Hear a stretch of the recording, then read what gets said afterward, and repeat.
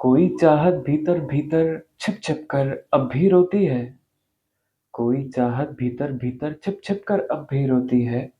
ओरे मेरे मन, पागलपन की भी कोई हद होती है। तेरे वे सब हंसी ठहाके कौन ले गया, कहाँ चुरा के।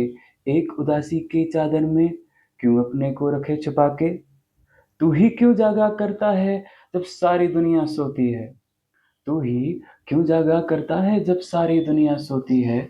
ओरे मेरे मन, पागलपन की भी कोई हद होती है। अब के नए बिकाऊ होते, खाऊ और कमाऊ होते। जज्बातों की नाजुक लय पर रिश्ते कहाँ टिकाऊ होते। आज जिंदगी रिश्तों की लाशें ही कंधों पर धोती है। आज जिंदगी रिश्तों की लाशें ही कंधों पर धोती है। ओरे मेरे मन, पागलपन की भी कोई हद होती है। दुनियादारी के मरु में प्रियतम के नैन प्यासे रहते। फितरत के हर प्रीति भोज में दिल के जख्म उपासे रहते। उतनी पीर काटनी होती जितनी पीर पिया बोती है। उतनी पीर काटनी होती जितनी पीर पिया बोती है। और मेरे मन, पागलपन की भी कोई हद होती है।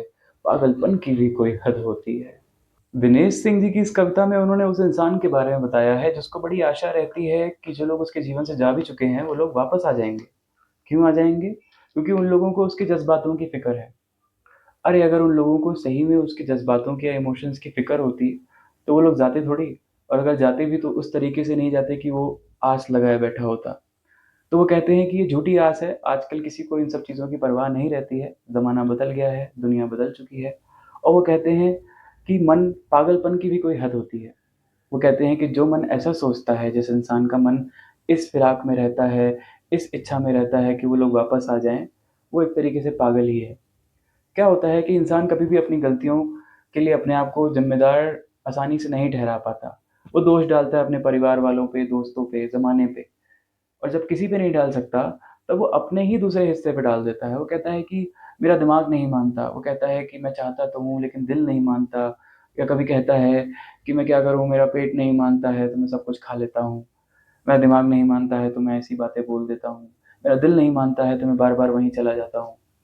इस तरीके से कवि का मन भी बार-बार उसी दशा में चला जाता है जहाँ पे उसको ये लगता है कि शायद उन लोगों को उसके जज़्बातों की फ़िक्र है और वैसे रिश्ते बनेंगे या वैसे लोग उसके जीवन में या तो नहीं हैं तो आ जाएँगे, और अगर जा चुके हैं तो वापस आ जाएँगे।